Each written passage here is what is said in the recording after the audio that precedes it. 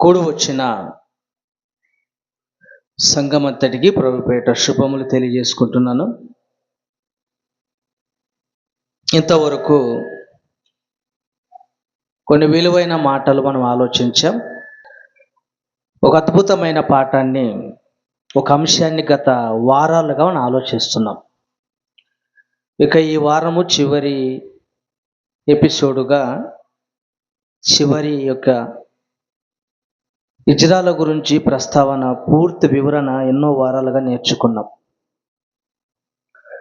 ఆలోచించబోయే అంశం పేరు వచ్చి దేవుని పనిలో ఇజ్రాయెలు సిగ్గుపడవలసిన స్త్రీ పురుషులు. దేవుని పనిలో ఇజ్రాయెలు సిగ్గుపడవలసిన స్త్రీ పురుషులు. అసలు ఎందుకు సిగ్గుపడాలి స్త్రీ పురుషులు? ఏంటి పరమార్థం అన్నది పాఠంలోకి వెళ్ళి మనం ఆలోచన చేయగలిగితే, ముందుగా దేవుని పనిలో ప్రతి మనిషి ఉండాలని కోరుకున్నాడు దేవుడు. దేవుని పనిలో స్త్రీ పురుషులుగా చక్కగా వారికి ఇచ్చిన పనులను వారు ముగించుకుంటూ దేవుని కొరకు బ్రతకాలని దేవుడు కోరుకున్నాడు. అందుకే ఇదిగో మనల్ని పని చెయ్యి మన్నందుకు ముందుగానే దేవుడు పనిలో ఉన్నాడు. ఆయన పని చేసి మనలో పనిలో ఉండమన్నాడు. దేవుడు ఎక్కడ పని చేశాడు? దేవుడు ఎక్కడ పనిలో ఉన్నాడని ఆలోచన చేయగలిగితే, దేవుడు మనకంటే ఎక్కువగా కష్టపడి పని చేశాడు. ఏంటి దేవుడు చేసిన పని ఏంటి? ఆయన మనకంటే కష్టపడ్డా? ఒకసారి ఆదికాండము 2వ అధ్యాయము 1వ వచనం. ఆదికాండము 2వ అధ్యాయము 1వ వచనం. ఆకాశమును భూమియు వాటిలోనున్న సమస్త సమూహమును సంపూర్తి చేయబడెను. దేవుడు తాను చేసిన తన పని 7వ దినములోగా సంపూర్తి చేసి, తాను చేసిన పని అంతటి నుండి 7వ దినమున విశ్రమించెను. ఇక్కడ దేవుడు తన పని అన్నాడు. ఏమన్నాడు అక్కడ? తన పని. అంటే పై మాటల్లో మనం చదవగలిగితే, ఆకాశమును భూమిని అందులో ఉన్న సమస్తమును సమకూర్చి భూమి మీద మనిషి బ్రతకడానికి కావలసినవన్నిటిని కలగజేసింది ఎవరు? దేవుడు. మనం అనుభవిస్తున్నటువంటి మన శరీరానికి కావలసిన ప్రతి అవసరాలు, ప్రతి అక్కర్లు తీర్చింది దేవుడు. అందుకే భూమిని, ఆకాశమును, వాటిలో ఉన్న ప్రతి జీవరాశులను కలగజేసింది దేవుడు. అయితే ఈ కలగజేయబడిన వీటన్నిటిని అనుభవిస్తుంది ఎవరు? దేవుడు అనుభవిస్తున్నాడా? మనిషి అనుభవిస్తున్నాడా? మనిషి అనుభవిస్తున్నాడు. దేవుడు కలగజేసిన ప్రకృతి దేవుడు అనుభవించట్లేదు. ఎవరు అనుభవిస్తున్నాడు? మనిషి అనుభవిస్తున్నాడు. అయితే మనిషి కొరకు చేయబడిన ప్రకృతిని, దేవుడు కలగజేసిన ప్రకృతిని ఎవరి పనిగా భావించాడు? తన పనిగా భావించాలన్న మాట ఒకసారి మరలా చదవండి. ఒకసారి ఆ మాటను మరలా. ఆకాశమును భూమియు వాటిలోనున్న సమస్త సమూహమును సంపూర్తి చేసి, దేవుడు తాను చేసిన తన పని 7వ దినములోగా ముగించెను. తన పని అంటే ప్రకృతి కలగజేయడము. ప్రకృతి మనిషి కొరకు అయినప్పుడు ఈ కలగజేసే పని ఎవరి పనిగా భావించాడు? దేవుడు తన పనిగా భావించాడు. నా పిల్లలు భూమి మీదకి రాబోతున్నారు, నా పిల్లలకు కావలసిన ఆహారాలు సమకూర్చాలి, నా పిల్లలకు కావలసిన మాంసాన్ని సమకూర్చాలి, జలశిరాసులను సమకూర్చాలి, ప్రతీది సిద్ధపరచాలని ఎవరు ఆలోచించారు? దేవుడు ఆలోచించి తన పనిగా భావించి ప్రకృతి మొత్తాన్ని కలగజేశాడు. అయితే ఎందుకు దేవుడు ఇంత కష్టపడ్డాడు, ఎందుకు దేవుడు ఇంతగా ఆలోచించాడంటే మనిషి తన కొరకు ఆలోచించాలని. తనకు పుట్టిన తన పిల్లలు స్త్రీ అయినా పురుషుడైనా ప్రతి ఒక్కరూ ఆయన కొరకు బ్రతకాలని, ఆయన పనిలో ఉండాలని. కానీ మనిషి ప్రారంభంలో దేవునిలో పనిలో చక్కగా ఉన్నాడు. తర్వాత తర్వాత తర్వాత రాను రాను గుర్రం గాడిద అయినట్లు ఈరోజు మనిషి దేవుని పనిలో ఉండకుండా మారిపోయాడు. ఆదాం గురించి ఎలాగితే ఆది కాండం 2వ అధ్యాయం 18, 19. ఆది కాండము 2వ అధ్యాయం 18, 19. మరియు దేవుడైన యెహోవా నరుడు ఒంటరిగా ఉండుట మంచిది కాదు అని వానికి సాటి అయిన సహాయము వాని కొరకు చేయుదుననుకొనెను.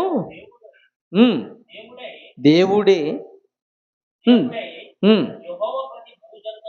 ప్రతి భూజంతువును ప్రతి ఆకాశ పక్షులను నేల నుండి నిర్మించి ఆదాము వాటికి ఏ పేర్లు పెట్టాలో చూచుటకు అతని యొద్దకు వాటిని రప్పించెను. చాలండి. దేవుడు ప్రకృతిని కలగజేశాడు, ప్రకృతిలో ప్రతి జీవరాశిని సృష్టించాడు. అయితే వాటికి పేర్లు పెట్టడం పక్కకు పెట్టాడు. వాటికి కలగజేశాడు కానీ వాటికి ఏం పెట్టలేదు, పేర్లు పెట్టలేదు. ఎప్పుడైతే చివరి దినాన తన కుమారుడైన ఆదామును కలగజేశాడో, ఆదాం భూమి మీద రంగప్రవేశం చేశాడో, ఇక దేవుడు ఆలోచించాడు ఏంటో తెలుసా, ఇక నా కుమారుడు ఉండగా నేను ఇక పనిలోనికి వెళ్ళను. నేను ఇంతవరకు కష్టపడి పని చేశాను. అయితే ఇప్పుడు నా కుమారుడు పెద్దవాడుగా ఉన్నాడు, నా కుమారుడు ఉండగా నాకు ఇబ్బంది లేదనుకొని పేర్లు పెట్టే పని ఎవరికి అప్పగించాడు, ఆదాముకి అప్పగించాడు. అంతే కదండి. ఇంట్లో ఎదిగిన కొడుకు ఉన్నాడు అనుకో, ఏ తండ్రి అయినా విశ్రాంతి తీసుకోవాలనుకుంటాడు. ఎదిగిన కుమార్తె ఉన్నప్పుడు ఏ తండ్రి అయినా ఇంతవరకు నేను కష్టపడ్డాను, నా పిల్లలుగా ఉన్నప్పటి నుంచి నేను కష్టపడి పోషించాను, వాళ్ళకి అన్నీ తీర్చాను కనుక ఇప్పుడు నా కుమారుడు పెద్దవాడైపోయాడు, నా కుమార్తె పెద్దదైపోయింది కనుక ఇక నేను కష్టపడాల్సిన అవసరము లేదని ఏ తండ్రి అయినా అలాగే అనుకుంటాడు. అలాగే దేవుడు కూడా ప్రకృతిని కలగజేశాడు.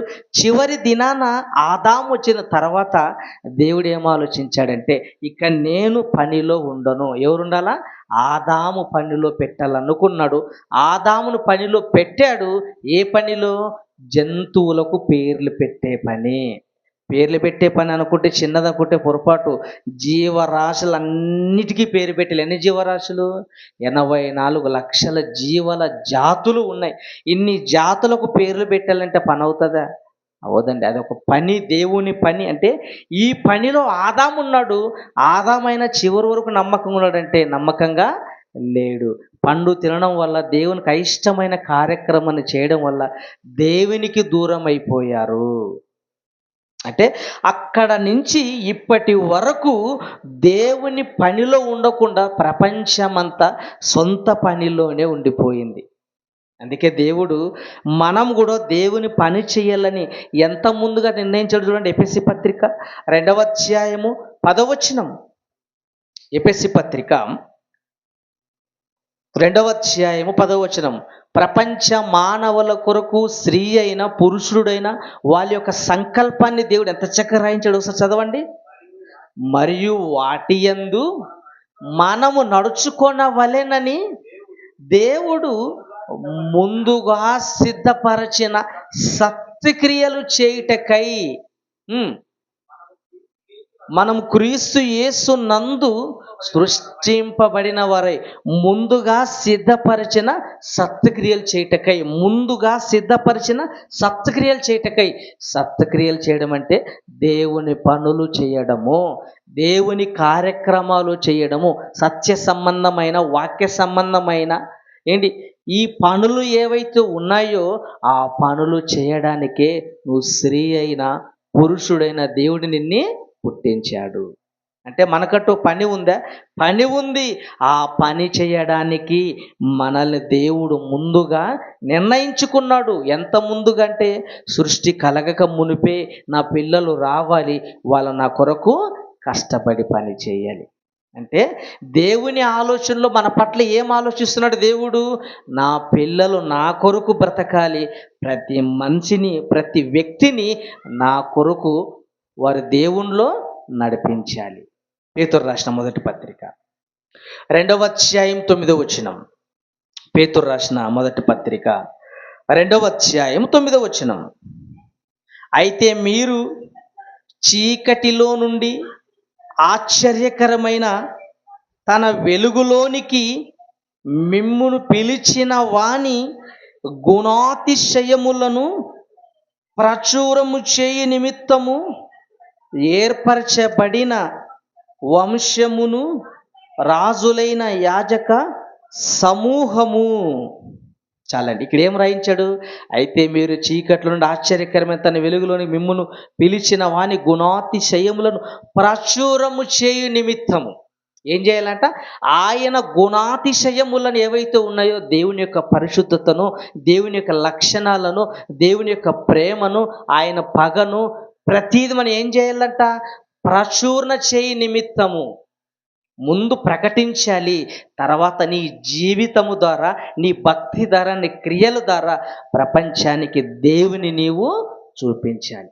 అంటే టోటల్గా స్త్రీ జన్మ వెనకాల పరమార్థము, పురుషుడు వెనకాల పరమార్థము. దేవుడు ఏం ఆలోచించాడు? నా పనిలో ఉండాలి, నా కార్యక్రమాల్లో ఉండాలి, నా కార్యక్రమాల్లో ఉంటూ ప్రతి మనిషిని క్రీస్తు పాదముల యొద్దకు ప్రతి మనిషిని నడిపించాలి. ఇదేనండి మనిషి జన్మ పరమార్థం. నువ్వు స్త్రీ అయినా పురుషుడైనా నీ యొక్క జన్మ సంకల్పము, దేవునిని ఎందుకు భూమి మీద పుట్టించాడంటే పని చేయడం కొరకు. కానీ ప్రపంచమంతా ఈ పనిని పక్కకు పెట్టారు, మిగిలిన పనిలో మునిగిపోయారు. ఏంటో మిగిలిన పని? ఫిలిప్పీ పత్రిక 2వ అధ్యాయం 21వ వచనం. ఫిలిప్పీ పత్రిక 2వ అధ్యాయం 21వ వచనం. అందరూ తమ సొంత కార్యములనే చూచుకొనుచున్నారు గాని యేసుక్రీస్తు కార్యములను చూడరు. ఏం చెప్తున్నాడు ఇక్కడ భక్తుడు? అందరూ తమ సొంత కార్యములనే, తమ సొంత ఫంక్షన్లు చూసుకుంటున్నారు, తమ సొంత కార్యక్రమాలు చూసుకుంటున్నారు. పెళ్ళిళ్ళ గురించి ఆలోచిస్తారు, పుట్టినరోజుల గురించి ఆలోచిస్తారు, చావు దినాన్ని గురించి ఆలోచిస్తాడు. ఏంటి? ప్రతి ఫంక్షన్స్ గురించి ఆలోచిస్తాడు. కానీ మనిషి సొంత పనుల మీద ఉన్నంత ఇంట్రెస్ట్ ఏ పనుల మీద ఉండదు? దేవుని కార్యక్రమాల మీద ఉండదు, దేవుని పని మీద ఉండదు. అందుకే ప్రపంచమంతా ఎవరి పనిలో ఉండిపోయింది? మీరు మీ తండ్రి అపవాది సంబంధులు కారా? మీ తండ్రి చిత్తాన్ని నెరవేర్చువారు కారా? మీ తండ్రి పనులో మీరు ఉన్నవారు కారా అంటాడు యోహాను సువార్తలు. అంటే మనుషులందరూ ఎవరి పనిలో ఉన్నారు? దేవుని పని కాక సొంత పనుల్లో ఉన్నారు. అందుకే యేసుక్రీస్తు వారి కార్యములను మీరు ఎరుగరు, యేసుక్రీస్తు వారి కార్యములు మీరు చెయ్యరు. అంటే మనిషి సొంత పనిలో ఉన్నాడు, సొంత కార్యక్రమాల్లో ఉన్నాడు, సొంత దానికి పెట్టుకున్నంతగా దేవునికి పెట్టారు. కానీ దేవుని పనిలో ఉండాలంటే, దేవుని కార్యక్రమాల్లో ఉండాలి. అందుకే యేసుక్రీస్తు వారు భూమి మీదకి వచ్చిన తర్వాత 33.5 సంవత్సరాలైనా ఏ పనిలో ఉన్నాడు, ఏ కార్యక్రమం ఉన్నాడు చూడగలిగితే యోహాను సువార్త 4వ అధ్యాయం 34వ వచనం. యోహాను సువార్త 4వ అధ్యాయం 34వ వచనం. యేసు వారిని చూచి, నన్ను పంపిన వాని చిత్తము నెరవేర్చుటయు ఆయన పని తుదముచ్చుటయు నాకు ఆహారమై ఉన్నది. ఇదిగో నాకు ఏంటో తెలుసా? ఇంపార్టెంట్ పని ఏంటో తెలుసా? ఈ భూమి మీద జలసలు చేయడం కాదు, ఈ భూమి మీద తినడం, తాగడం, ఎంజాయ్ చేయడం కాదు, విహారయాత్రలు వెళ్ళడం కాదు, టైంపాస్ చేయడం కాదు. నా తండ్రి చిత్తము నెరవేర్చుటయు నాకు ఆహారమై ఉన్నది. నా తండ్రి పని చేయాలి, నా తండ్రి పని చేయాలి. నాకు ఉన్నదే 33 సంవత్సరాల ఆయుష్ కాలం. ఈ ఆయుష్ కాలంలో నా తండ్రి కొరకు నేను ప్రయాసపడాలి. అందుకనండి యేసుక్రీస్తు ఉదయాన్నే పెందల కాడనే ఇతర సమీప గ్రామములోను సువార్త ప్రకటించదము, వెళుదము రండి. ఎప్పుడు బయలుదేరేవాడు అంటే దేవుని పని చేయడానికి? ఉదయాన్నే లేచిపోయేవాడు. చీకటి ఉండగానే పెందల కాడనే తెల్లవారుజామునే లేచి ఆయా గ్రామాలకు వెళ్ళేవాడు. దేని కొరకు? పని చేయడానికి. ఏంట పని? ఇతర గ్రామాల్లో సువార్త ప్రకటించుటకు వెళుదము రండి. మార్కు సువార్త 1:38. ఆయన ఇతర సమీప గ్రామములోను నేను ప్రకటించినట్లు వెళ్ళుదము రండి. ఇందు నిమిత్తమే కదా నేను బయలుదేరి వచ్చితినని వారితో చెప్పాను. ఎందు నిమిత్తం భూమి మీదకి వచ్చాడంట ఆయన? సువార్త ప్రకటించడానికి. ఇందు నిమిత్తమే. ఎందు నిమిత్తం? ఒక పాపి రక్షించడానికి. ఒక పాపి రక్షించబడాలంటే నువ్వు ఏ కార్యక్రమం చేస్తావో చెయ్యి. ఆ కార్యక్రమం ద్వారా ఎవరు రక్షించబడాలి? దేవునికి మహిమ రావాలి, ఒక పాపి రక్షింపబడాలి. కానీ ఈరోజు కార్యక్రమాలు చేస్తారు, బాగానే ఉంది, కానీ ఆ కార్యక్రమాలు ఎవరు మహిమపరచబడుతున్నాడు? అయ్యగారు మహిమపరచబడుతున్నాడు, అమ్మగారు మహిమపరచబడుతుంది, దేవుణ్ణి పక్కకి పెట్టేశారు. ఏంటి? ఏ కార్యక్రమాన్ని తీసుకున్నా, సువార్త సభలైనా, ఏ ఉద్యోగ సభలైనా, వార్షికోత్సవ సభలైనా, ఆ కార్యక్రమంలో 99% దేవుని పక్కకి పెడతారు, వీళ్ళు హైలైట్ అవుతుంటారు. గమనించారా మీరు? అధ్యక్ష చేసేవాడు తన టాలెంట్ నిరూపించుకోవడానికి ఆయన ప్రయాసపడుతుంటాడు. బోధించే వ్యక్తి ఈయనేమో దేవుని గురించి చెప్తాడంటే ఈయనేం చెప్పాడు, ఈయన టాలెంట్, ఈయన అద్భుత సాక్ష్యం అని చెప్పి అర్ధగంట సాక్ష్యం గురించి చెప్తాడు. ఇదిగో అద్భుతమైన సాక్ష్యం అంటాడు, అర్ధగంట దాని గురించి చెప్పి ఓ 10 నిమిషాలు వాక్యం చెప్పి ముగిస్తాడు. ఇక మిగిలిన వాళ్ళు అంటారు, మా అయ్యగారు మందిరాన్ని ఇలా కట్టాడు. అయ్యగారి గురించి పొగిడి సన్మానించి పక్కన కూర్చోపెడతారంటే ఏ కార్యక్రమాలైనా వాళ్ళు మహిమపరచబడుతున్నారు, సంఘం మహిమపరచబడుతుంది, వీళ్ళు మహిమపడగా దేవునికి మహిమ రావట్లేదు. కానీ మనం ఏ పని చేసినా, ఏ కార్యక్రమం చేసినా దేవునికి మహిమ రావాలి, ఒక పాపి రక్షించబడాలి. అందుకే యేసుక్రీస్తు 33 సంవత్సరాలు ప్రయాసపడింది ఒక పాపి కొరకు. యోహాను సువార్త 8:44. 44. మీరు మీ తండ్రి యగు అపవాది సంబంధులు, మీ తండ్రి దురాశలు నెరవేర్చు. మీరు మీ తండ్రి యగు అపవాది సంబంధులు, మీ తండ్రి దురాశలు నెరవేర్చుగోరుచున్నారు. ఏంటి? ఎవరి దురాశలు నెరవేరుస్తున్నారట? మీ తండ్రి దురాశలు నెరవేర్చుగోరుచున్నారు. అంటే దేవుని ఆశయాలు నెరవేర్చకుండా దేవుని ఆశలు పక్కకు పెట్టి ఎవరి దురాశలు నెరవేరుస్తున్నారట? అపవాది దురాశలు నెరవేరుస్తున్నారు. అపవాది కొరకు బ్రతుకుతున్నారు.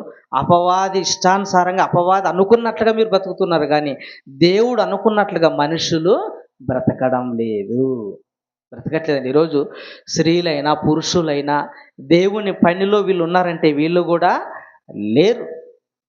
కానీ క్రైస్తవులు కూడా ఇదిగో స్త్రీలు పురుషులు దేవుని పనిలో ఉండాలని బైబిల్ చెబుతుంటే కొందరు ఏం చెప్తారో తెలుసా? స్త్రీలు సంఘములో మౌనంగా ఉండాలి అంటే స్త్రీలు మౌనంగా ఉండాలి తప్ప బోధించడానికి వాళ్ళకి అధికారం లేదు, పాట పాడడానికి అధికారం లేదు, బల్ల ఇవ్వడానికి అధికారం లేదు, ఏమి చేయడానికి వాళ్ళకి అధికారం లేదని స్త్రీల నోరు నొక్కి వాళ్ళ ఇంటికి పరిమితం చేస్తున్నారు. దేవుని పనిలో ఉండవలసిన స్త్రీలను దేవుని పనిలోనికి రాకుండా కొన్ని వర్గాలు బైబిల్ తెలియక, బైబిల్ పరిశీలించక, బైబిల్ చదవక స్త్రీ మౌనంగా కూర్చోబెట్టారే కానీ వాళ్ళకంటూ ఒక పని ఉంది, పని చేసేనే పరలోకం అని ఆలోచన వారికి లేదండి. ఎంత దౌర్భాగ్య స్థితి. దేవుడు కోరుకున్నాడు, స్త్రీ అయిన పురుషుని మీరు నా పనిలో ఉండాలి, మీరందరూ పనిలో ఉండాలని కోరుకున్నాడు దేవుడు. కానీ పనిలో లేరని. అందుకే పురుషుడు పనిలో లేడు, స్త్రీలు పనిలో లేరు, ఎక్కడో నూటుకో కోటుకో. అయితే వీళ్ళకు సిగ్గు రావడానికి వీళ్ళు ఎలాగో పనిలో లేరని ఎవరిని పుట్టించాడు? నపుంసకుల్ని పుట్టించాడు, ఇజ్రాయెలును పుట్టించాడు. ఎందుకు వాళ్ళని పుట్టించాడు తెలుసా? 3వ వర్గాన్ని దేవుడు ఎందుకు భూమి మీదకి ప్రవేశింపబెట్టాడంటే స్త్రీలకు పురుషులకు సిగ్గు రావడానికి. ఇదిగో మీరు పురుషుడుగా ఉండి మీరు దేవుని పని చేయలేకపోతున్నారు, స్త్రీలుగా ఉండి మీరు దేవుని పని చేయలేకపోతున్నారు. అయితే ఒక నపుంసకుడుగా ఉంటూ, ఒక ఇజ్రాగా ఉంటూ వాళ్ళు దేవుని పనిలో ఉన్నారు అని మనకు సిగ్గు రావడానికే దేవుడు నపుంసకుల్ని దేవుడు పుట్టించాడు. చాలా మంది ఉన్నారు దేవుని గత వారాలుగా మనం ఆలోచించాం. నపుంసకులు దేవుని పనిలో ఎవరెవరు ఉన్నారు, వాళ్ళ వాళ్ళ స్థితి ఏంటి, వాళ్ళ పరిస్థితి ఏంటి, వాళ్ళని బట్టి మనం ఏమి నేర్చుకోమని గత వారంలో ఆలోచించాం. అయితే ఇజ్రాలో కూడా నపుంసకులు కూడా దేవుని పనిలో ఉన్నారు. కానీ పనిలో ఉండవలసింది ఎవరు? స్త్రీలు పురుషులు పనిలో ఉండవలసింది పోయి మాకు పనే లేదనుకుంటూ వీళ్ళు సొంత పనిలో మునిగిపోయినందుకే దేవుడు మరో వర్గాన్ని దేవుడు భూమి మీదకి ప్రవేశపెట్టాడు. వాళ్ళే నపుంసకులు. అందుకే ఒక ఇజ్రా నపుంసకురాలు అంజలి మనకందరూ తెలుసు. ఆమె ఒక అద్భుతమైన మాట మాట ఏంటో మాట చూద్దాం, చూడండి. ఈరోజు ఈ బైబిల్ సెమినార్లో ఉన్న ప్రతి ఒక్క స్టూడెంట్కి, ముఖ్యంగా యవనస్తులకి దేవుడు నా జీవితం ద్వారా ఒక సవాలు వేస్తున్నాడు. ఏంటో తెలుసా సవాలు? నాదొక స్త్రీ జీవితం కాదు, నాదొక పురుష జీవితం కాదు. ఈ సమాజం ఎప్పుడూ మమ్మల్ని అనే మాట ఏంటో తెలుసా? నువ్వు ఆడా కాదు, మగా కాదు, తేడా. సమాజం మాకు పెట్టిన పేరది. ఓకేనండి, నేను తేడానే. అయితే ఇలాంటి తేడా జీవితంలో నేనే దేవుడి కోసం ఇంత రోషంతో నిలబడుతూ సేవ చేస్తూ ఉంటే, మరి ఒక సంపూర్ణ పురుషుడిగా, ఒక సంపూర్ణ స్త్రీగా నువ్వింకెంత సేవ చేయాలి? ఇదొక సవాలుగా దేవుడు మనందరికీ వేస్తున్న సవాలు. సమాజం చేత వెలివేయబడిన ఒక హిజ్రాగా నేనే దేవుడి కోసం రోషంతో ఆయన రాజ్యాన్ని స్థాపించాలని ప్రయాసపడుతూ ఉంటే, అన్ని అవయవాలు సక్రమంగా ఉన్న నువ్వు ఇంకెంత దేవుడి కోసం సేవ చేయాలి అని ఒక సవాలు ఈ సెమినార్లో ఒక హిజ్రా ద్వారా దేవుడు మనందరికీ వేస్తున్నాడు. ఒక నపుంసకురాలు, ఒక ఇజ్రా సహోదరి మన అంజలి ఏం చేసింది? ఒక సవాలు విసిరింది. ఎక్కడ విసిరింది తెలుసా? సవాలు నేర్పి ఎక్కడ? BOUలో మన సెమినార్కి వచ్చింది. వచ్చి ఎవరైతే ఛాలెంజింగ్తో సవాలు విసిరి బోధ చేస్తున్నారో BOUకి వచ్చి సవాలు విసిరిందాం. ఏమని? ఇదిగో నేను సంపూర్ణ పురుషుని కాదు, నేను సంపూర్ణ స్త్రీని కాదు, నేను ఒక తేడాను, ఒక మాడాను, నేను ఒక ఇజ్రాను, నేనే దేవుని పనిలో గొప్పగా వాడబడుతున్నాను, మీ పరిస్థితి ఏంటి అని ఒక ఛాలెంజ్ చేసింది. నిజమే కదా, మంచి ఛాలెంజ్ అది. ఇదిగో నేను ఒక పురుషుని కాదు, స్త్రీని కాదు, నాకంటే ఎన్నో బాధలు ఉన్నాయి, నన్ను ఎన్నో విలవేశారు, హింసించారు, దూషించారు, నన్ను ఏళన చేశారు, వెలివేశారు. అయినా ఆ బాధలన్నిటి దిగమింగుకొని క్రీస్తు కొరకు నేను ప్రయాసపడుతున్నాను. ఆయా రాష్ట్రాలకు వెళుతున్నాను, ఆయా దేశాలకు వెళుతున్నాను, ఒక ఇంటర్నేషనల్ స్పీకర్గా నేను అనేక ప్రాంతాల చుట్టూ వస్తున్నాను. మరి మీ పరిస్థితి ఏంటని మీ సవాలు విసిరింది. నిజంగా చాలా నిజంగా అండి, ఆమె విసిరిన సవాలు నిజంగా ఆలోచింపతగ్గదేనండి. ఏంటి?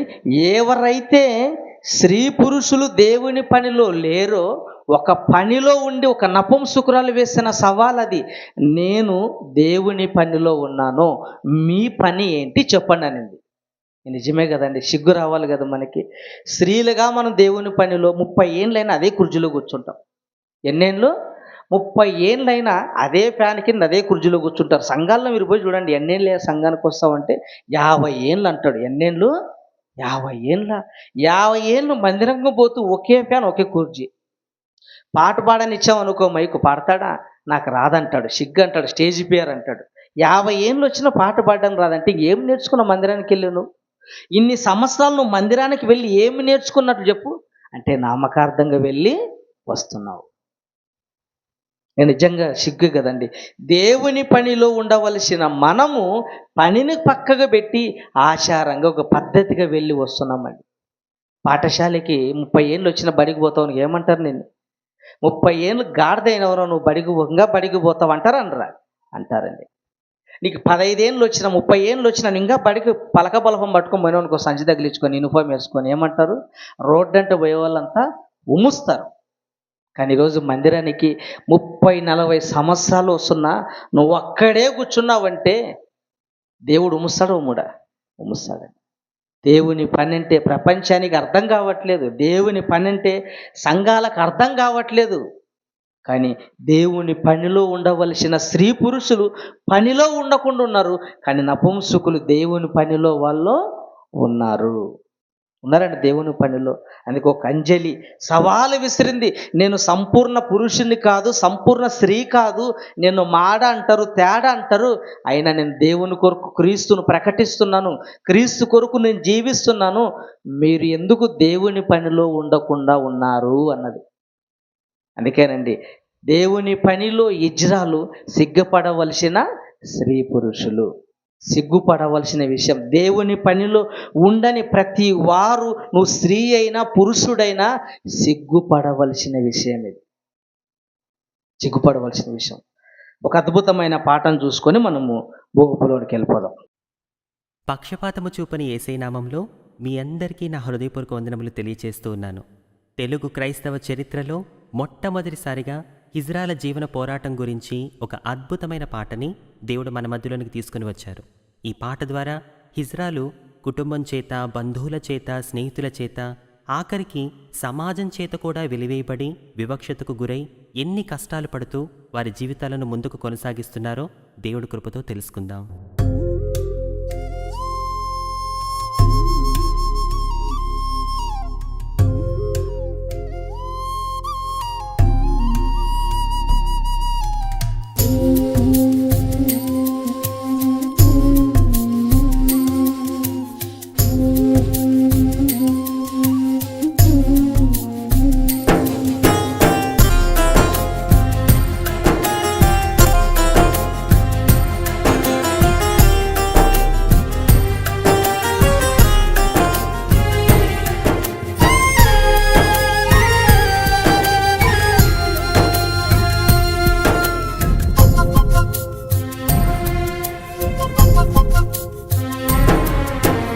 ఆడపిల్లగా కాకపోతిని మగబిడ్డగా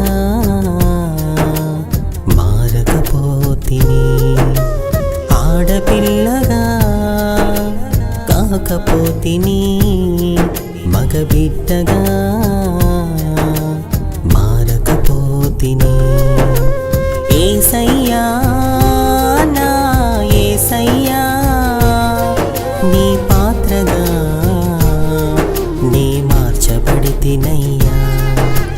యేసయ్యా నా యేసయ్యా నీ పాత్రగా నీ మార్చబడితినయ్యా. ఆడపిల్లగా కాకపోతిని మగబిడ్డగా మారకపోతిని. నేనాడపిల్లగా కాకపోతిని మగబిడ్డగా నే మారకపోతిని.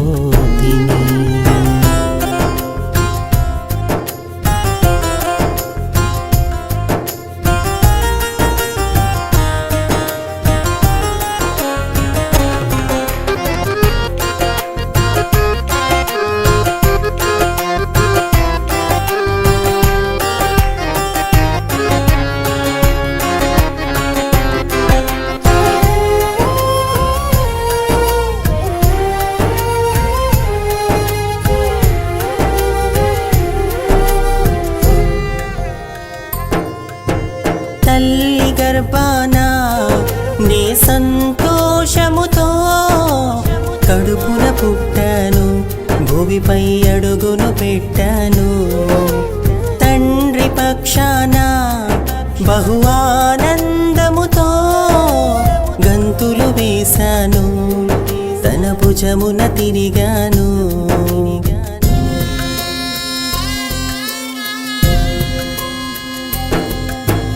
తల్లి గర్భాన నీ సంతోషముతో కడుపున పుట్టాను, భూమిపై అడుగును పెట్టాను. తండ్రి పక్షాన బహు ఆనందముతో గంతులు వేశాను, తన భుజమున తిరిగాను.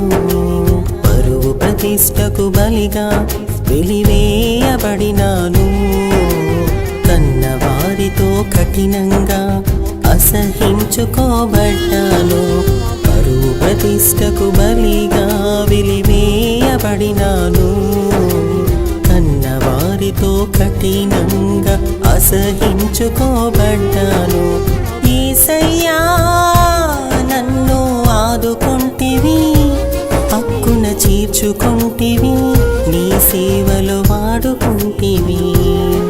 నా యేసయ్యా నన్ను ఆదుకుంటివి, చేర్చుకుంటివి, నీ సేవలు వాడుకుంటివి. ఆడపిల్లగా కాకపోతిని, మగబిడ్డగా మారకపోతిని. నేనాడపిల్లగా కాకపోతిని, మగబిడ్డగా నీ మారకపోతిని.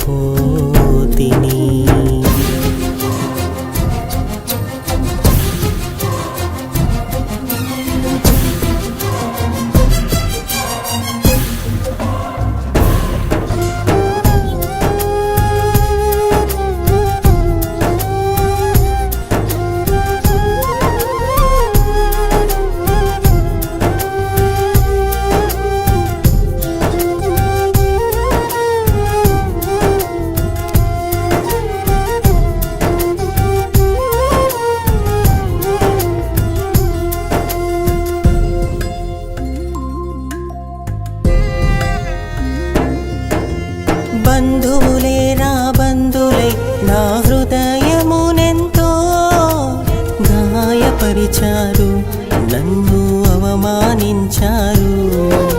స్నేహితులే రాక్షసులై నా యౌవన దశను తప్పుగా మలిచారు, ఎంతో హేళన చేశారు.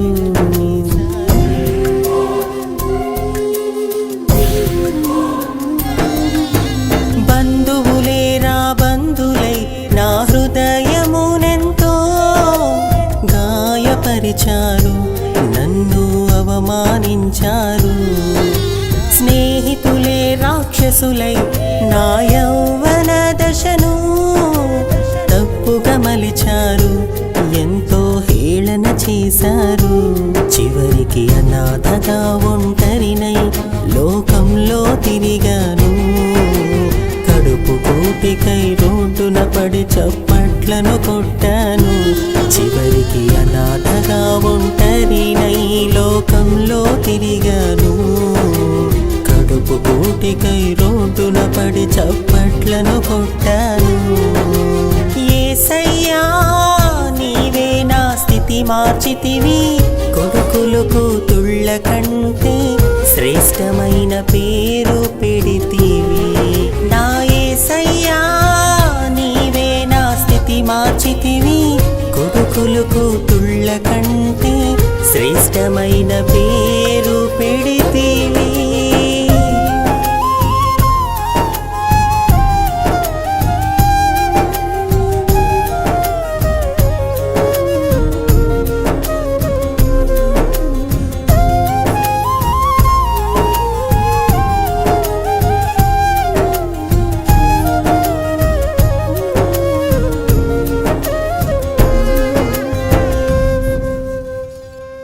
నిషేధించబడిన రాయి మూలకు తలరాయి అన్న వాగ్దానాన్ని దేవుడు నా జీవితంలో అక్షరాలా నెరవేర్చాడు. పెంటకుప్ప లాంటి స్థితిలో ఉన్న నన్ను దేవుడు లేవనెత్తి తన నామ మహిమార్థంగా ఉన్నతంగా వాడుకుంటున్నాడు. గొంగలి పురుగు లాంటి నా స్థితిని అందమైన సీతాకోక చిలుకగా మార్చిన దేవునికి మీ స్థితిని మార్చడం అసాధ్యమా? మనుషులు పక్షపాతులవుతారు కానీ మనిషిని చేసిన దేవుడు మాత్రం పక్షపాతి కాడు అని చెప్పడానికి నా జీవితమే మీ అందరికీ ఒక ఉదాహరణ. మీ అందరితో ఒక చిన్న మనవి, దయచేసి మా హిజ్రా కమ్యూనిటీని ప్రేమించి వారి కొరకు ప్రార్థించండి. అన్ని బంధాలకు దూరమైన మేము క్రీస్తు ప్రేమకు దగ్గరవ్వాలంటే మీ ఆత్మీయ బంధం మాకెంతో అవసరం. చివరిగా 2 చేతులు జోడించి మీ నుండి కోరుకునేది ఒక్కటే, మీరు మాతో ఒక్కడుగు వేయడానికి ఇష్టపడితే యేసయ్య కృపతో మేము మీతో 100 అడుగులు వేయడానికి సిద్ధంగా ఉన్నాము. దేవుడు మిమ్మల్ని దీవించి ఆశీర్వదించునుగాక. ఆమేన్. ఈయన చూశారు కదా, ఒక నపుంసకురాలు, ఒక హిజ్రా, సంపూర్ణ పురుషుడు కాదు, సంపూర్ణ స్త్రీ కాదు. ఇదిగో మేము సమాజంలో ఇన్ని ఇబ్బందులు పడ్డాం, మమ్మల్ని ఏలన చేశారు, కొట్టారు, దూషించారు, ఇష్టానుసారంగా మాట్లాడారు. అయినా మేము వాటన్నిటిని దిగమింగుకొని ఇదిగో క్రీస్తు దగ్గరకు వచ్చి క్రీస్తును సొంత రక్షకుడికి అంగీకరించి ఆ క్రీస్తును ప్రపంచానికి ప్రకటిస్తున్నాం. ఈరోజు అండి, నేను స్త్రీని అంటావు, నేను ఆడదాన్ని అంటావు, ఇదిగో నేను మగవాణ్ణి అంటావు, మీసాలు దువ్వుతాం, కానీ ఏమి లాభం? ఆమె స్త్రీ కాకపోయినా పురుషుడు కాకపోయినా ఒక నపుంసకురాలుగా ఒక ఇజ్రాగా దేవుని పని ఎంత గొప్పగా చేసిందో ఒకసారి ఆలోచించండి. కానీ ఈ విషయంలో మనము సిగ్గుపడాలి. ఎవరు సిగ్గుపడాలి? దేవుని పనిలో లేని వారు సిగ్గుపడాలి. దేవుని కార్యక్రమానికి రాని వాళ్ళు సిగ్గుపడాలి. దేవుని కార్యక్రమాల కొరకు సహాయ సహకారాలు అందించని వారు సిగ్గుపడాలి. కానీ ఆ యొక్క ఇజ్రా నపుంసకురాలు ఎన్ని కష్టాలు పడిందో పాట ద్వారా తెలియజేసింది.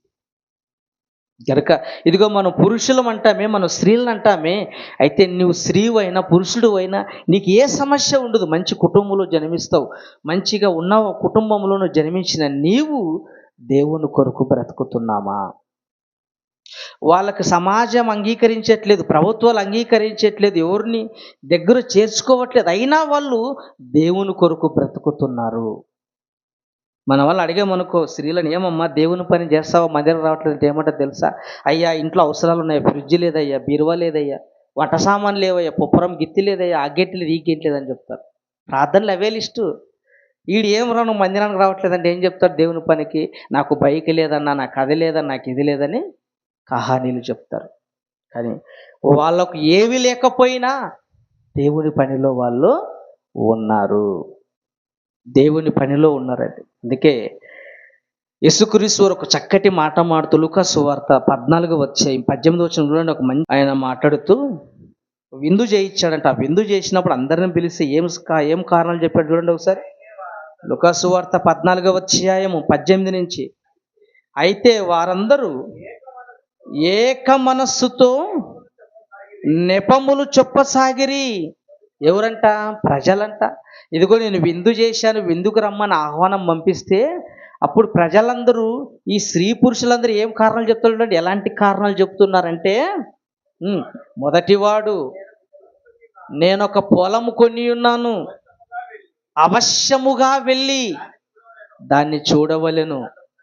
అయ్యా ప్రభువా నన్ను క్షమించయ్యా, నేను బిజీ పర్సన్. ఏంటి బిజీ అంటే, నేను ఒక పొలాన్ని కొన్నాను, ఆ పొలాన్ని వెళ్ళి నేను చూడాలి, పరిశీలించాలి, దున్నాలి, దుక్కిగట్టాలి, పంట పండించాలి. అంటే ఏ పనిలో ఉన్నాడు ఈయన? పొలాన్ని చూసుకునే పనిలో ఉన్నాడు. వ్యవసాయంలో అయితే పల్లెటూరులో పొలాలు చూసుకుంటాడు, సిటీలో ఉన్న వాళ్ళు ప్లాట్లు చూసుకుంటారు, రియల్ ఎస్టేట్ వ్యాపారం చూసుకుంటారు. ఏంటి నేను బిజీ పర్సన్ అన్నా, నేను ప్లాట్లు అమ్మాలి, బిజీ పర్సన్ అంటే కారణాలు ఎలా చెప్తున్నారంట? నేను పొలాన్ని కొన్నాను, ఆ పొలాన్ని నేను చూసుకోవాలి. రెండో కారణం, మరి ఒకడు నేను 5 జతల ఎడ్లని కొని ఉన్నాను, వాటిని పరీక్షింప వెళ్ళాలి. ప్రభువా నీకేమయ్యా, నీకు తాడ లేదు, బొంగరం లేదు ప్రభువా, నువ్వేం సువార్త బ్రడ్ తిరుగుతూ ఉంటావు పల్లె పల్లెన, నాకు ఎన్నో పనులు ఉన్నాయి. వెనక భోగి, భార్య అయిన భోగి, పిల్లలైన భోగిలు, ఎన్నో భోగిలు నా వెనకున్నాయి. వాటన్నిటి లాగాలని నాకేం కావాలి? 5 జతల ఎడ్లని నేను కొన్నాను. ఇప్పుడు ఈ ఎడ్లను నేను పరిశీలించాలి, వీటితో దున్నాలి, వ్యవసాయం చేయాలి, నేను నా కుటుంబం హ్యాపీగా బ్రతకాలి. 5 జతల ఎడ్లు నేను కారణం చెప్పాడు. ఇప్పుడు ఏం చెప్తున్నారు? నేను ఒక ట్రాక్టర్ కొన్నాను ప్రభువా, నేను ఒక లారీ కొన్నాను ప్రభువా, నేను ఒక బైక్ కొన్నాను ప్రభువా, బైక్ నేను ఎలా ఉందో లేదు అలా ఊరు బయట వెళ్ళి స్టంట్ వేసి వస్తాను ప్రభువా, అలా తిరిగేసుకొని వస్తాను. మొదటివాడేమో నేను పొలం కొన్నానని వెళ్ళిపోయాడు వాడు, రెండో వాడేమో నేను ఎడ్లు కొన్నానని వీడు వెళ్ళిపోయాడు తప్పించుకొని. మూడోవాడు చూడండి, మరి ఒకడు నేను ఒక స్త్రీని వివాహం చేసుకొని ఉన్నాను, అందుచేత నేను రాలేను ప్రభువా. ఇప్పుడు వీని కారణం ఏముంది? దేవుని పనికి రమ్మంటే ఈడేం చెప్తున్నాడు? నేను బిజీ పర్సన్ ప్రభువా, నేను భార్యను చేసుకున్నా, పెళ్లి చేసుకున్నాను కనుక నేను బిజీ. ఎక్కడికి వెళ్ళాలి? విహారయాత్రలు వెళ్ళాలి, టూర్ వెళ్ళాలి, ఊటీకి వెళ్ళాలి, ఒడైకెనాల్కి వెళ్ళాలి, నేను బిజీ పర్సన్, గోవాకి వెళ్ళి రావాలి ప్రభువా అని వీడు బిజీలో మునిగిపోయాడు. ఏమండి నిజంగా పెళ్లి కానముందండి, పెళ్లి కానప్పుడు ఎలా ఉంటారో తెలుసా? అన్న ఏదైనా పని ఉంటే చెప్పన్న, ఎప్పుడప్పుడు మీటింగ్ సువార్తకి వెళ్దాం అంటాడు. పెళ్ళి అయిందనుకో, ఏమయ్యా నువ్వు ముందేమో దేవుని పని అనేవాడు, ముందుగానే వచ్చి లైటింగ్లు పెట్టేవాడు, సౌండ్ సిస్టమ్ పెట్టేవాడు, ఇప్పుడేం దేవుని పనికి రావట్లేదు ఏం చెప్తా? నీకు తెలుసు కదన్నా. ఏం తెలుసు? పెళ్ళి అయిందన్నా అంటాడు. అంటే పెళ్ళి అయితే దేవుని మందిరం రాకూడదా? పెళ్ళి అయితే అంత బిజీ అయిపోతారా? కానీ ఈడేం చెప్పాడు? అయ్యా నేను వివాహం చేసుకున్నాను గనక నేను బిజీ పర్సన్. చదవండి. అంతటా అప్పుడా దాసుడు తిరిగి వచ్చి ఈ మాటలు తన యజమానికి తెలియజేయగా, చాలండి. కోపపడ్డాడు. ఆ ఇంటి యజమాడు కోపపడ్డాడు. ఏంటా కోపం? నేను ఇచ్చిన పనేంటి? మీరు చేస్తున్న పనులు ఏంటి? నేను ఇచ్చిన పనేంటి? నువ్వు స్త్రీవైతే నీకిచ్చిన పని నువ్వు నెరవేర్చాలి. నువ్వు పురుషుడైతే నీకు ఇచ్చిన పని నువ్వు నెరవేర్చాలి. నువ్వు ఈ పనులు కాక సొంత పనిలో మునిగిపోయిన వాళ్ళందరి మీద ఎవరు కోపడ్డారు? దేవుడు కోపపడ్డాడు. కారణాలండి, రకరకాల కారణాలు. దేవుని మందిరానికి మీటింగులు అంత వేల రూపాయలు ఖర్చు పెడితే కారణాలు, విచిత్రమైన కారణాలు చెప్పారు చాలామంది. విడిచిపెట్టాం వాళ్ళకే. దేవుడు చూసుకుంటాడు. కష్టపడడం మన పని, రావడం వాళ్ళ పని. కనుక కారణాలు చెప్పి తప్పించుకునే వాళ్ళు కనపడుతున్నారు, కానీ కారణం లేకపోయినా దేవుని పని చేసే వాళ్ళు ఎవరు కనపడట్లేదు. కనుక టోటల్గా అండి, దేవుని పనిలో ఉండాలి. నువ్వు స్త్రీ అయినా పురుషుడైనా దేవుని పని నువ్వు చెయ్యలేదా, అయితే నీకు సిగ్గు రావడానికి నపుంసకుల ద్వారా దేవుని పని ఆయన చేయించుకుంటాడు. దేవుని పని ఆగదు. దేవుని పని ఎలాగైనా జరుగుతుంది. అందుకే యేసుక్రీస్తు వారు యెరూషలేం వీధులు నడుచుకుంటూ వెళుతున్నప్పుడు శాస్త్రులు, పరిసయ్యులు, శిష్యులందరూ, జనసమూహం అంతా ఓసన్న జై ఓసన్న జై అన్నప్పుడు ఈ ఓసన్న జై అంటున్నటువంటి వాళ్ళని చూసి శాస్త్రులు, పరిసయ్యులు ఏం చేశారు? అసూయతో మీరు అరవకూడదు, మీరు సైలెంట్ ఉండాలి అన్నప్పుడు యేసుక్రీస్తు వారు ఏం చెప్పాడు వాళ్ళతో? మీరు ఊరకుండిన ఎడల రాళ్ళు కేకలు వేస్తంటే దేవుని పని ఎవరి ద్వారా అయినా చేయించుకుంటాడు. నీ ద్వారా ఉన్నప్పుడు నీవు చెయ్యాలి. నీకు అవకాశం ఉన్నప్పుడు నువ్వు చెయ్యాలి. నేను చెయ్యనన్నావు అనుకో, నువ్వు కాకపోతే ఇంకొకరు, నువ్వు కాకపోతే ఇంకొకరు, బాబులతో ఆయన దేవుని పని చేయించుకుంటాడు. కనుక దేవుని పని ఆగదు. పని చేసే నీ ద్వారా జరుగుతుంది. నువ్వు తప్పించుకున్నావు అనుకో, ఎవరి ద్వారా అయినా దేవుడు జరిగించుకుంటాడు. అందుకే స్త్రీ పురుషులు దేవుని పనిలో ఉండవలసింది పోయి సొంత పనిలో మునిగిపోయేసరికి దేవుడు మరో వర్గాన్ని పుట్టించాడు. వాళ్ళే నపుంసకులు. వాళ్ళు ఈరోజు హ్యాపీగా దేవుని పనిలో మనకు కనపడుతున్నారు, అక్కడక్కడ కనపడుతున్నారు. దేవుని పనులు లేని వాళ్ళు పక్కకు పెట్టండి. వాళ్ళకి ఎలా దేవుని జ్ఞానం తెలియదు కనుక, దేవుని మాటల సంకల్పం వాళ్ళు తెలియదు కనుక లోకానుసారంగా బ్రతుకుతున్నారు, వాళ్ళు వదిలేయండి. కానీ దేవుని పనిలో బ్రతుకుతున్న వాళ్ళు మనము అభినందించాలండి. కనుక దేవుని పని చెయ్యని వాడు, దేవుని పనిలో లేనివాడు ఖచ్చితంగా ఒక ఇజ్రాను చూసి సిగ్గు తెచ్చుకోవాలి. కానీ ఈరోజు దేవుని పనిలో ఉండరు. బైబిల్ పట్టుకోవడానికి సిగ్గుపడతారు, మందిరం రావడానికి సిగ్గుపడేవాళ్ళు చాలామంది ఉన్నారు బయట. కానీ సిగ్గుపడవలసింది అయ్యో నేను దేవుని పనిలో లేనే, నేను పురుషునైనా ఆమె ఇజ్రాయినా దేవుని పనిలో ఉందని మనము సిగ్గుపడాలి. అయ్యో నేను స్త్రీ అయినా, సంపూర్ణ స్త్రీ అయినా నేను దేవుని పనిలో లేనే, ఆమె స్త్రీ కాకపోయినా దేవుని పనిలో ఉందని మనము సిగ్గుపడాలి. కానీ దేవుని పని దగ్గరికి వచ్చేసరికి సిగ్గుపడకూడదండి. అది చూసుకొని ముగించుకుందాం. దేవుని పనిలో లేనివారు సిగ్గుపడాలి.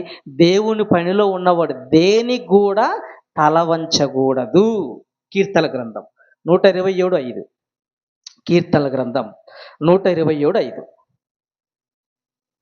కీర్తన గ్రంథం 127:5. వారితో తన అంబుల పొది నింపుకొనిన వాడు ధన్యుడు, అట్టివాడు సిగ్గుపడక గుమ్మములో తమ విరోధులతో వాదించుదురు. ఎవరంట? పై మాటలు అంటాడు, గర్భఫలం యెహోవా ఇచ్చు బహుమానం. ఈ గర్భఫలాన్ని పొందుకున్న నీవు, గర్భఫలముగా వచ్చిన నువ్వు పురుషుడు అయిన స్త్రీ అని ఏం చేయాలి తెలుసా? అంబుల పొదిలో బాణముగా ఉండాలి. దేవుని అంబుల పొదలో ఒక బాణంగాను మారాలి. ఏంటి ఆ బాణం? ఆ బాణం ఎదుటివాని గుండెను చీల్చుతుంది.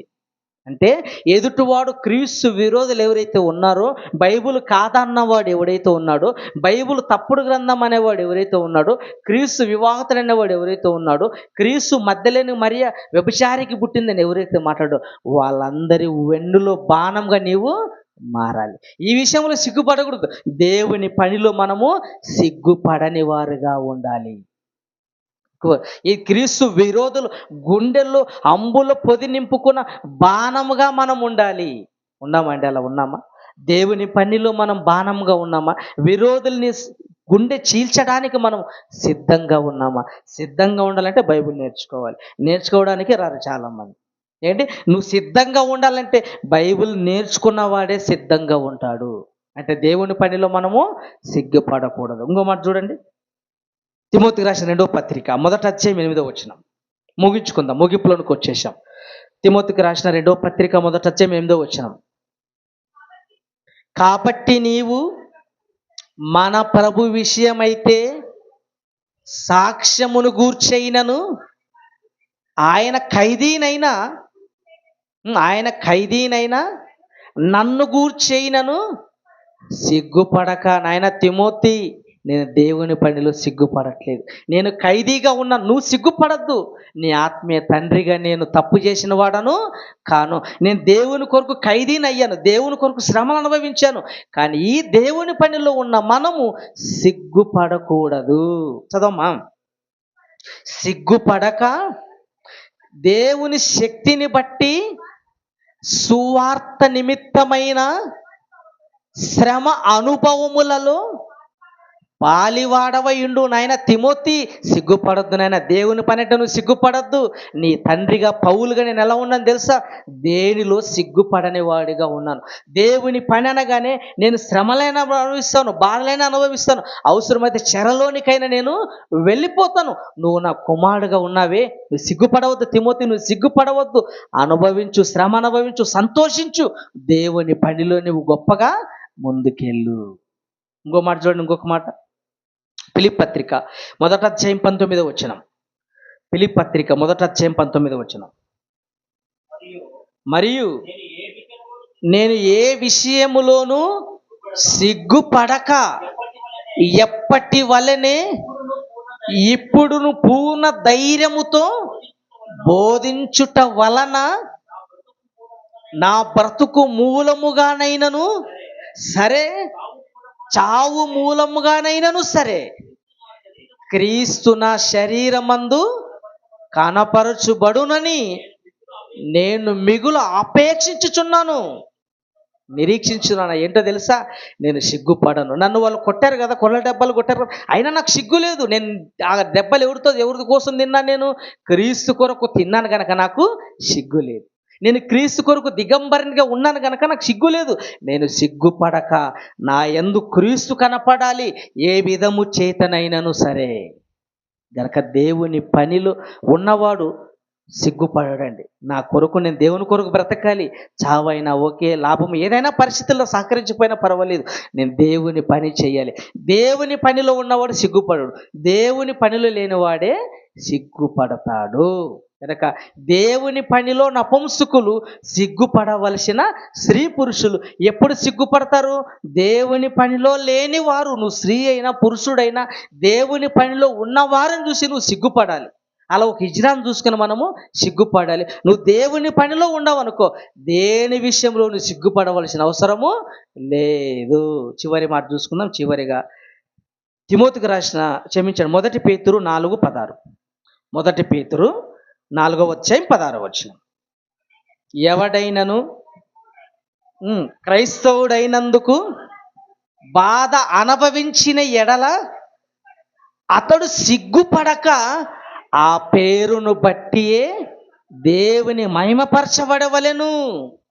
ఏంటి? క్రైస్తవుడైతే నువ్వు స్త్రీ అయినా పురుషుడైనా, నువ్వు నపుంసకుడు అయినా, నువ్వు శరీరపరంగా నువ్వు స్త్రీ కావచ్చు, నువ్వు పురుషుడు కావచ్చు, నువ్వు నపుంసకుడు కావచ్చు, కానీ సంఘంలో మీరంతా ఒక్కటే, వాళ్ళే క్రైస్తవుడు. నువ్వు క్రైస్తవుడైనందుకు సిగ్గుపడవద్దు. దేవుని పనిలో సంతోషంగా దేవునికి ఇచ్చిన పనిని నువ్వు చక్కగా నెరవేర్చుకుంటూ వెళ్ళిపోవాలి. దేవుని పనిలో హిజ్రాలు సిగ్గుపడవలసిన స్త్రీ పురుషులు. గనక నపుంసకుల ధర్మం ఏమి నేర్చుకోవాలి? చేయవలసిన దేవుని పని అసలైన వాళ్ళు స్త్రీలు చేయాలి, పురుషులు చేయాలి. కానీ నువ్వు చేయకపోతే హిజ్రాల ద్వారా దేవుని పని దేవుడు జరిగించుకుంటాడు. నువ్వు దేవుని పనిలో ఉండలేననుకో, నువ్వు దేవుని పని చేయని వాడవైతే వాళ్ళని చూసి నీవు సిగ్గు తెచ్చుకోవాలి. లేదు నేను దేవుని పనిలో ఉన్నా, నేను పురుషుని దేవుని పనిలో, నేను స్త్రీని దేవుని పనిలో ఉన్నావు అనుకో, అయితే ఏ విషయంలో నువ్వు దేవుని పనిలో సిగ్గుపడవలసిన అవసరమే లేదు. ప్రార్థన చేసుకున్నాం. వేయగలిగిన మాటలు, విలువైన మాటలు మాకు నేర్పించారు తండ్రి. మీ పనిలో ఉండాలని కోరుకున్నాడు. మీ పనిలో నాయన సిగ్గుపడకుండా మా చేతికి వచ్చిన ఏ పనైనా శక్తి లోపం లేకుండా చేసే భాగ్యాన్ని మాకు అందరికి ప్రసాదించండి. సంఘానికి జ్ఞాపం చేసుకోండి, సంఘస్థులు దీవించి ఆశీర్వదించమని మీ కుమారుడు మా రక్షకుడైన యేసుక్రీస్తు నామములో ప్రార్థన అడుగుచున్నాం తండ్రి. ఆమేన్, ఆమేన్.